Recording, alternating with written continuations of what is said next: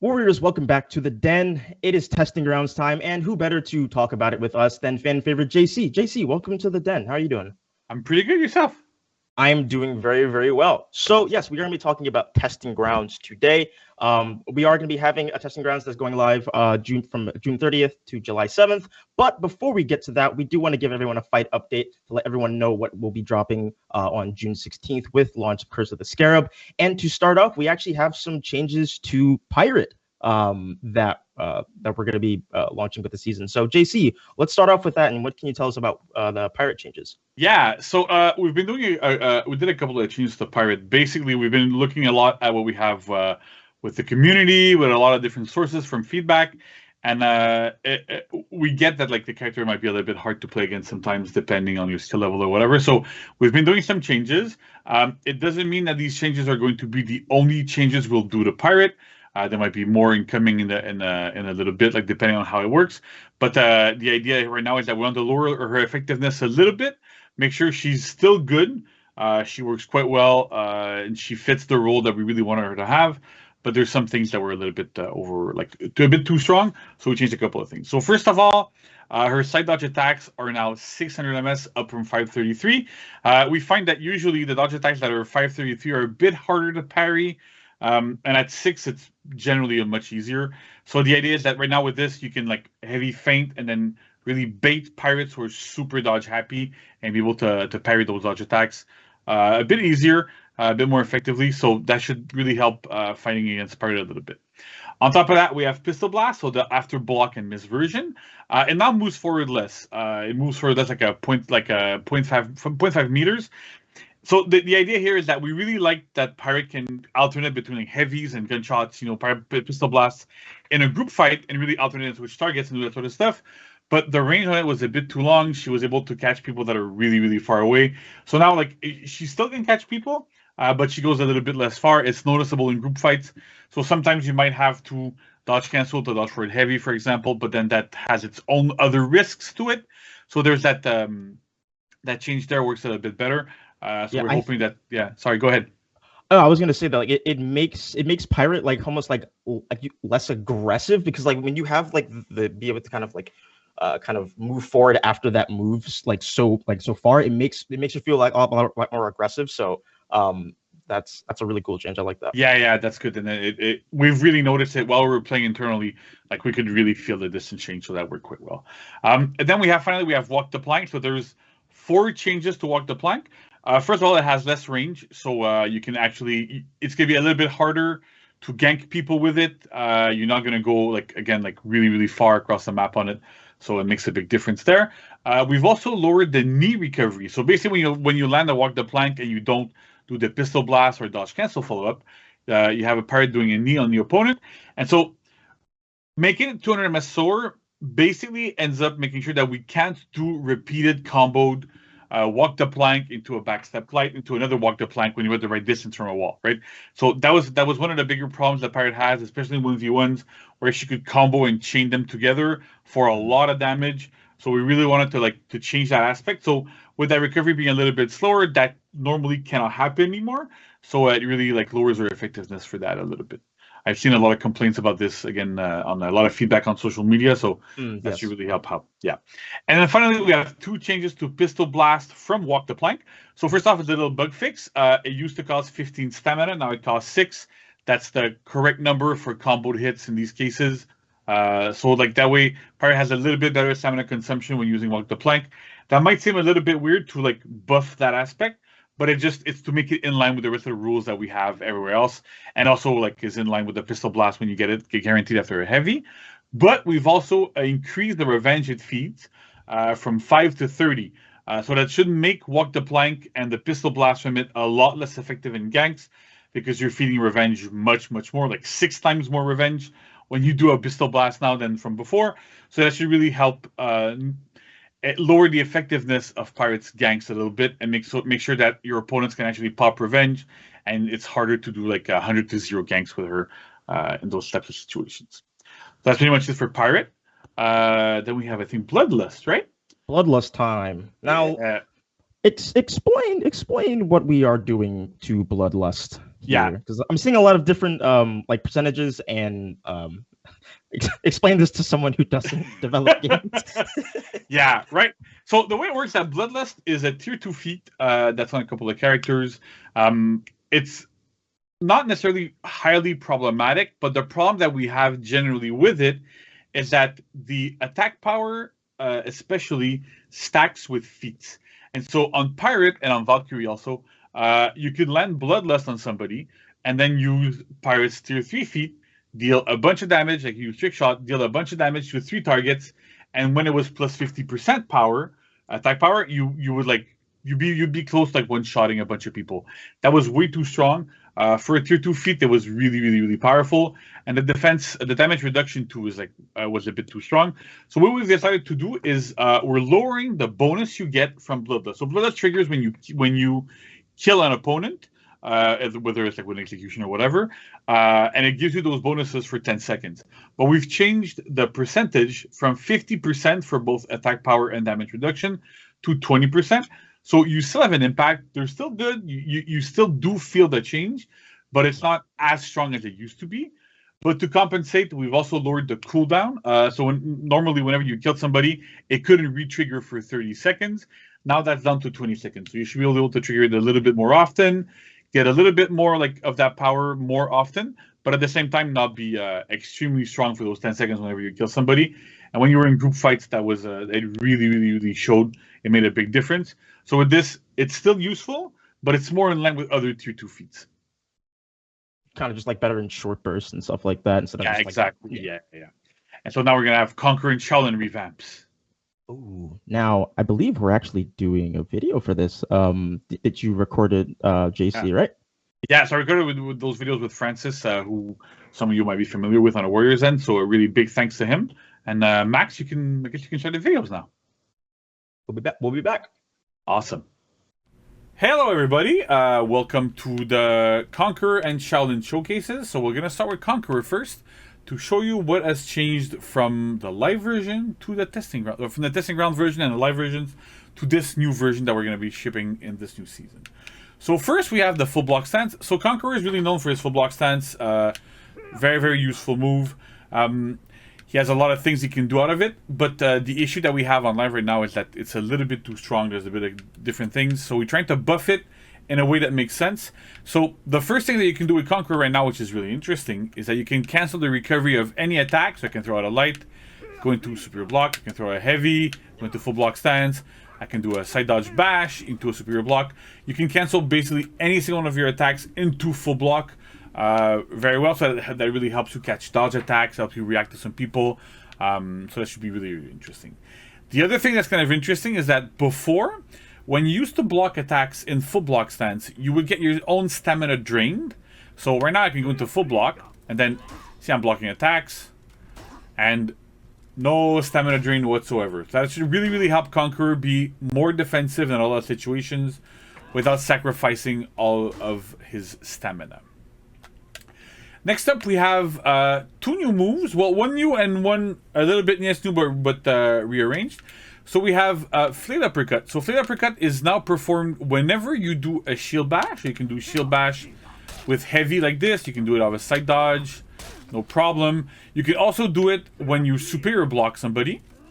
So let's go to selection there. Or you can do from a top attack as well. I'm going to superior block while I dodge. Like this, right? So this attack deals quite a bit of damage. But the beautiful thing is that it's on heavy input and it can execute. So when you're in a 1v1 situation, you want to use it when you superior block people or you hit them with a shield bash to be able to really deal a little bit more damage and execute at the same time, which is one of the top requests we've had from the testing grounds. People really wanted to have that to be able to execute. At the same time, we also have Scottish Collection that we had in the previous testing grounds, which is whenever you superior block an attack and you press light, you go into this full 360 zone that's unblockable, hits everybody around you, has really good trajectories. So you can do it off of any superior block, so off of full block or off of this as well. And the other change that we've done is that you can also do it after any shield bash as well. So the reasoning here is that we wanted the Conqueror to be able to have options for both 1v1 and like group fights when you're outnumbered. so that you can actually start to use your shield bashes and use a bit more of your kit depending on the situation and not be locked, right? So it's always more choice. We want to have a lot more choice for Conqueror to be able to get into those really, really cool, interesting moments and give the hero a lot more strength. We also have the zone attack. So the zone attack has changed a little bit from live. You used to be able to hold it. It had superior block while you were doing it. It was a bit too strong. One of the bigger problems was that if you were facing somebody that would throw an attack, you could zone attack. And if they let the attack go, you would superior block it. If they feinted it and tried to do like a light or a guard break, you would interrupt them with your zone attack. So the only actual solution to it was you always had to do heavy feint parry all the time on it. So we wanted to get rid of that a little bit. So now like a zone attack is just you hit it once, now I'm holding the buttons and it doesn't loop. But in exchange, it deals a bit more damage. So it does 15. And it can also now chain, right? So you can do this into that and you can keep going. So that's super interesting. It initiates chains. You can go into your shield bash and chains, whatever you want to do. So you can actually use it a little bit more offensively now. Speaking of chain bash, so the bash that the shield bash that Conqueror has in chains now is still 800 milliseconds, but the beauty of it is you can now feint it. So you can go into heavy feint bash. So a lot of the complaints that we had, a lot of the feedback that we got from the testing grounds is that Conqueror didn't have enough pressure and offense in 1v1 because that shield bash was not really feintable. It was fast, but it was not feintable. You couldn't really do anything with it, and there wasn't really a mix-up around with it. So this time we made it into like a one full complete move, which is a bash that can feint. So you can do whatever you want with it. It's super strong, and the beauty of it too is that it also goes into Scottish Collection, or it also goes into Flail Uppercut as well. So all these things mesh together quite well. So that's super interesting. Another thing to note is that Scottish Collection and Flail Uppercut both chain. They initiate chains, so you can go back into your chains. They don't go into the shield bash because we want to try to avoid having unblockable into unblockable into unblockable for bashes specifically going back to back. So we have that little bit of a limitation.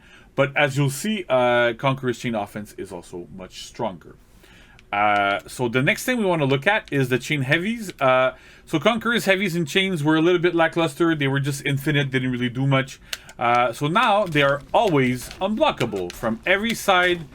Conqueror as an unblockable heavy chain. Now they're all 800 milliseconds. They're really strong. They do 27 damage each. So that by itself should give Conq a lot of pressure. You can use those when you're outnumbered to hit people around you. Super, super, super good. So it's very, very interesting there. For the neutral heavies, now the damage has been normalized. So normally, like on the sides now, you do 24, and on top you do 27. Before Conq had slightly lower damage values, so we really normalized those so the damage is normalized with the rest of the cast, so Conqueror doesn't deal less damage in this case. When you charge the heavy, so the beauty of it now is that you charge for a lot less longer. When you normally used to charge for 1000 ms for a full second, now you only charge for 600, so it charges much faster. But to compensate, the damage on the attack is actually a little bit lower. It's at 28. It used to be above 30, so that was like a little bit too strong. So with that around, like a Conqueror can still charge. It's a lot easier to charge.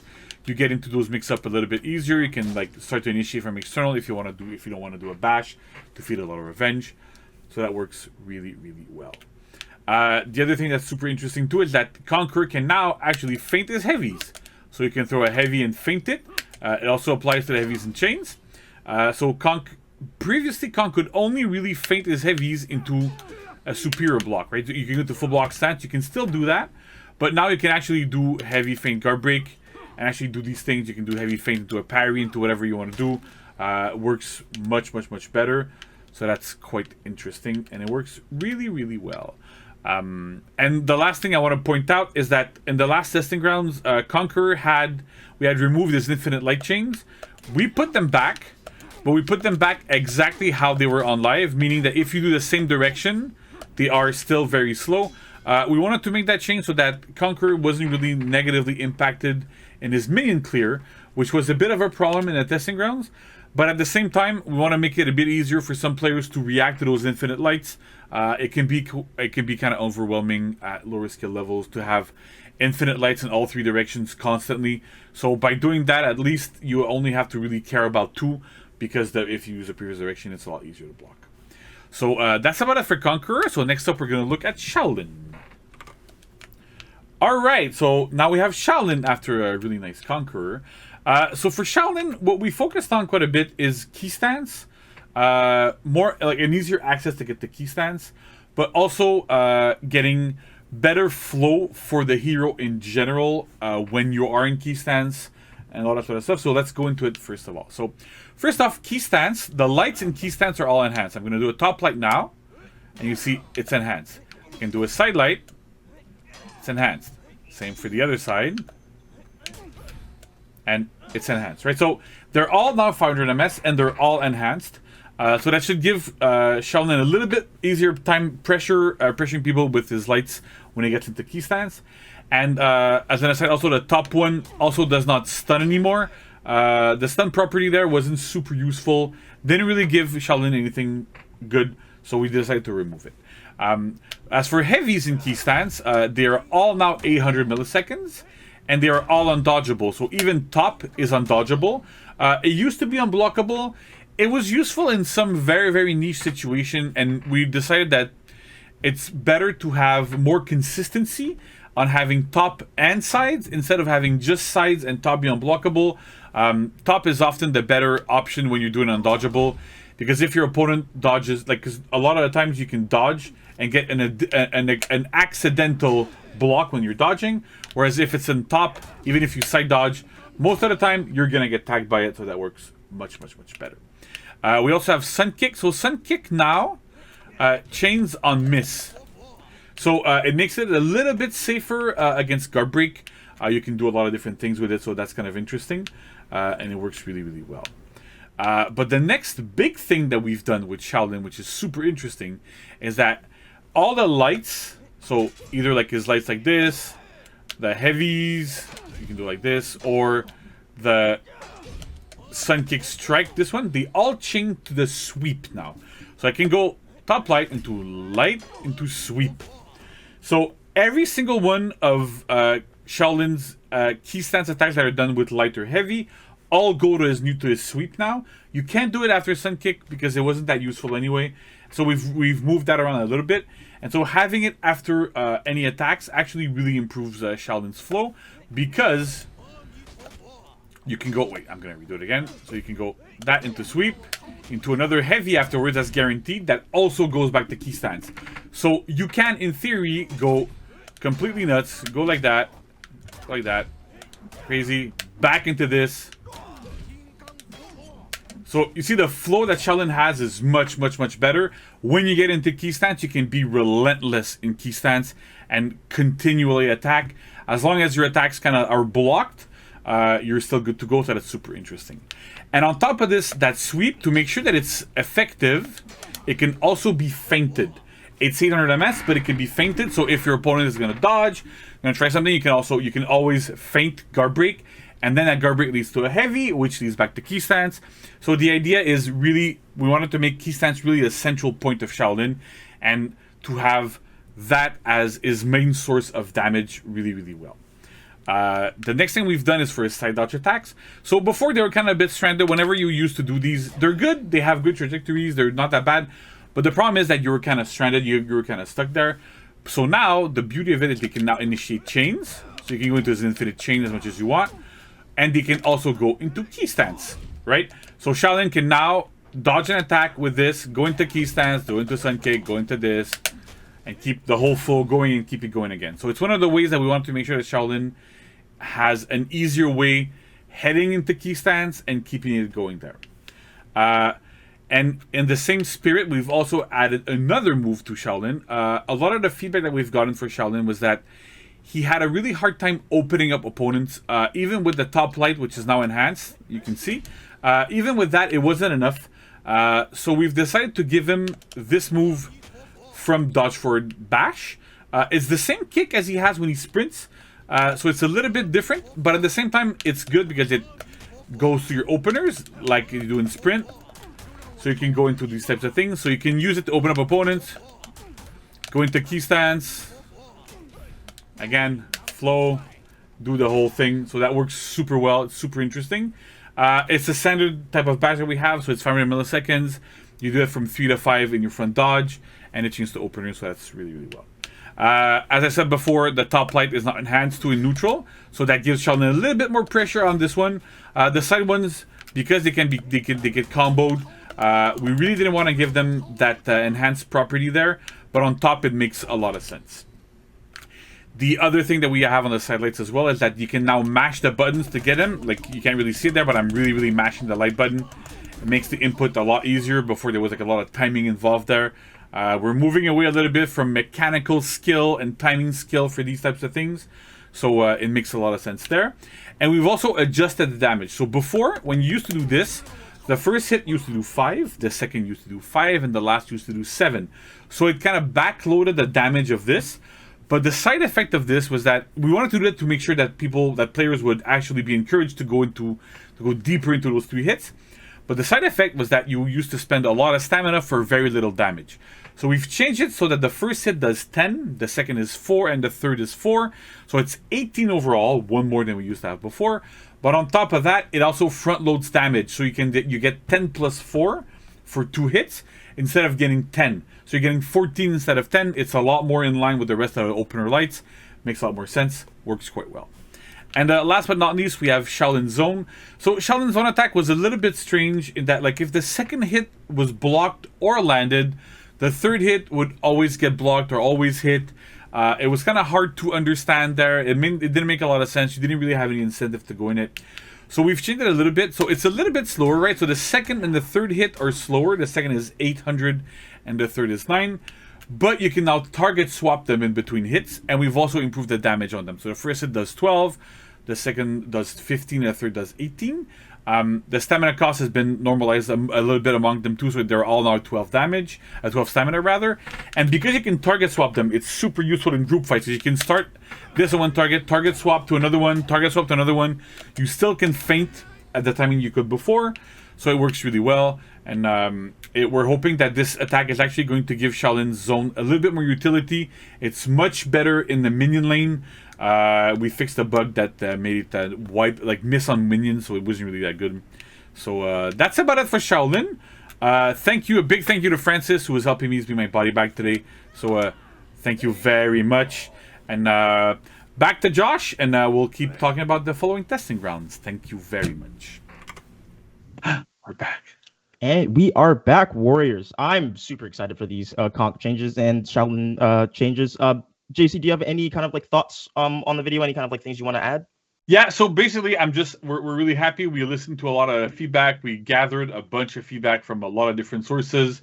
I know that we didn't have the time. There was like some issues with sending the survey. I've seen some people on social media going out, what happened to the survey for this? So there was a couple of things that were outside of our control that made it so that we couldn't send it. But we're gonna keep sending surveys in the future. It's just that this time we sadly were not able to. But at the same time, we were really able to gather a lot of feedback ourselves on Reddit, on Twitter, on like our official forums, everywhere we normally go. So we were still able to make good decisions based on a lot of feedback that we've received there. I'm super hyped for them. I think both Conqueror and Shaolin feel much better than they used to. They flow better, everything's better. So I'm super hyped for those. I'm super excited too. When I was playing Shaolin on the testing ground, because he's a hero that I don't really play a ton, but I had a lot of fun. And hopefully I won't be bad at him once he's live.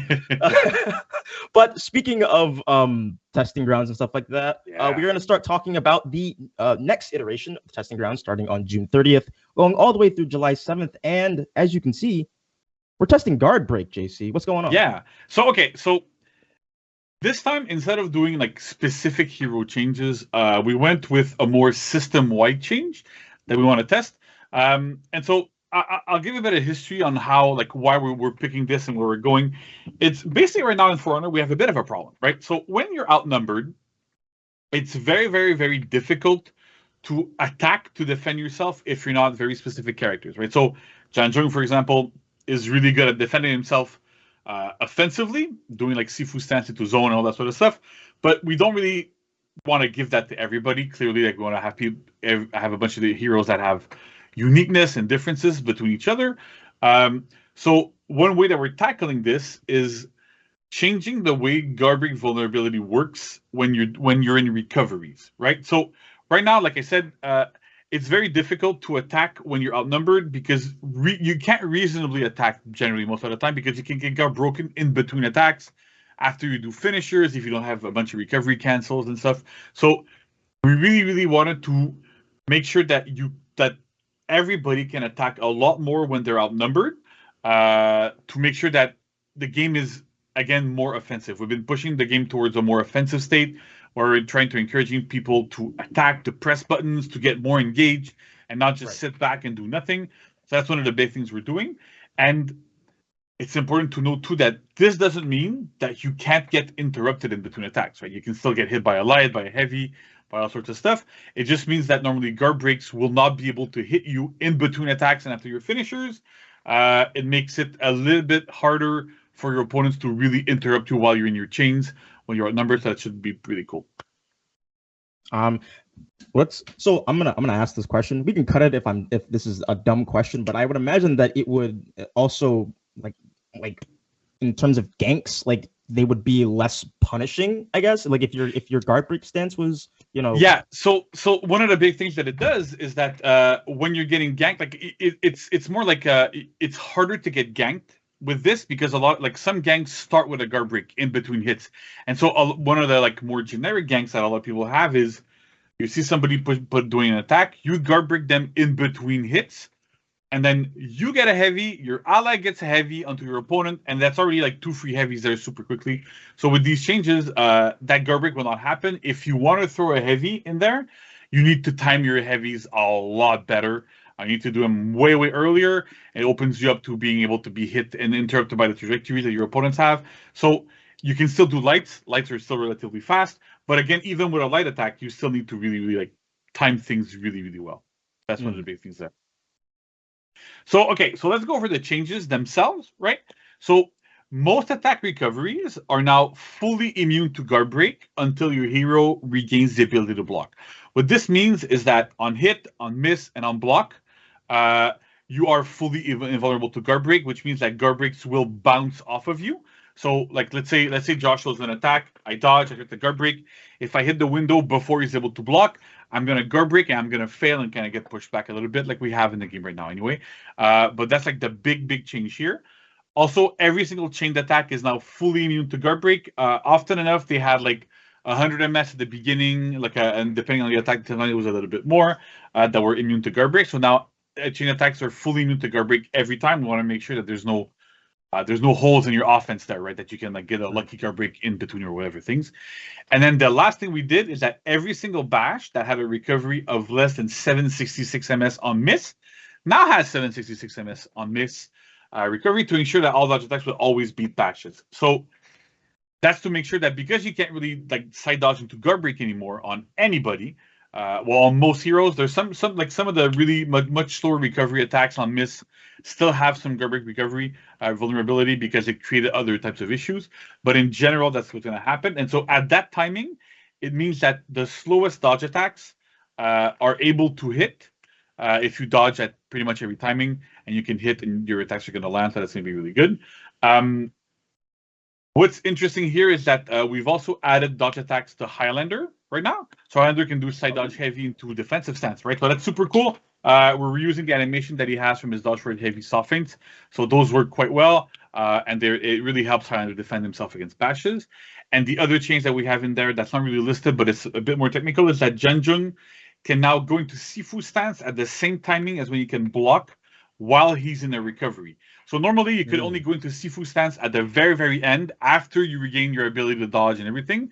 But now it's as soon as you can dodge out of something, you can go into Sifu stance, so that Janjung's actual bash punish in chains is to go into Sifu stance and do his own. So we've worked on that to make sure they worked well. From our testing, it worked quite well, so that was super interesting. And the last thing that's super important to note here is that this only applies to hit, block, and miss recoveries.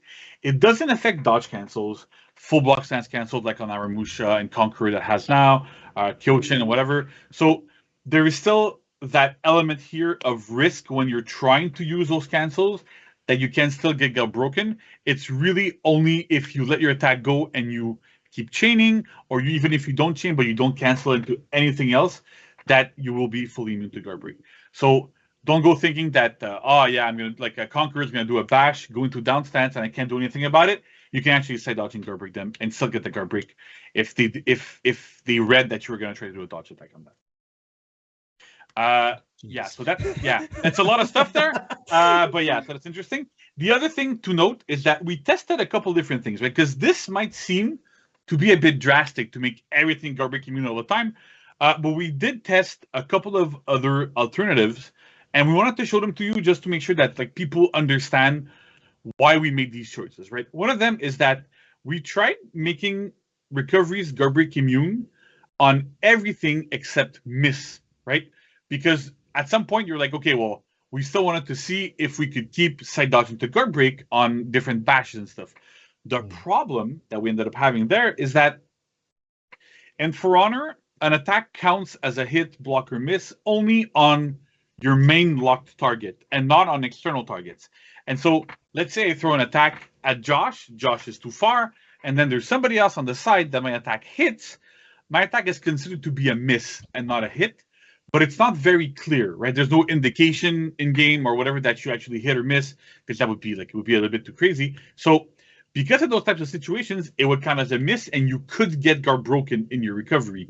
And because we need to have that predictability of, oh yeah, I threw an attack, therefore I'm immune. But if I'm only immune in certain situations and not in others, and it's not super clear in what situations you are or not, that feels really, really bad. So we really standardized it to make sure that it was super clear that every time you're in a recovery, you can't get guard broken, and that's the end of it. And the other thing that we've also tried is to make, instead of making yourself Guardbreak fully immune, we tried to make it so that you could tech them instead, right? So being able to tech a Guardbreak while you're in recovery was still good. It's not a bad idea, but the problem is that it still interrupts your chains. If I'm throwing an attack and then somebody lands a Guardbreak, regardless of if I can tech or not, if the Guardbreak lands, it means that even if I tech, I'm still vulnerable to their ally, I'm still vulnerable to a bunch of stuff, and it still stops my chain. And that's something that we really wanted to get away from, to make sure that we had a very, very stable game and that everything worked well, and you didn't have to go, oh yeah, I'm still getting interrupted. We really want to promote that offensive part of the game. So that's kind of it. I wanted to make sure that everybody knew that, like, we really tried a bunch of different things to get to this point, because, as I said, it does sound a bit drastic, but it actually works quite well. See, JC, this is why the people love you. You come on here with all of your knowledge, you drop it, and we're all now a little bit wiser about the game for it. Like, I actually feel like whenever you come on and anyone on the fight team comes on, I feel like I learn more about the game, just like the technical side, because there's a lot that goes into like the behind the scenes, So thank you for going through all of that. It was awesome. Yeah, you're welcome, and I hope our viewers appreciate that as well. I think it's a big part of our job to be able to communicate not only the changes we're doing, but why we're doing them as well, and really get into the nitty-gritty of it. And I think it levels up everybody, so that's super cool. So I'm really happy that you like it. I hope everybody else likes it as well. And like usual, we're going to be monitoring a lot of feedback everywhere, on Reddit, on like all the usual places. So please leave your feedback. We're going to do our best to send a survey again this time and see where we go from there. But we're really, really looking forward to how this is going to pan out, because we feel that it's a big improvement to the offensiveness of the game and making sure that we can be a lot more offensive. So that's really, really cool. I'm super excited to see how this Guardbreak changes are going to be on the testing grounds, and also like those other things that you were talking about. This is why we have a testing ground, so we can test things out to see what works, see what doesn't, and then kind of make adjustments accordingly. So just to recap, everyone, we are having a testing grounds starting on June 30th through July 7th. That will go through the Guardbreak changes. Also, we have some changes to like Highlander and all that fun stuff. So definitely get in there, get your feedback in, because we will be looking at it and obviously talking amongst ourselves. So JC, thank you once again for coming on today to talk about testing ground stuff.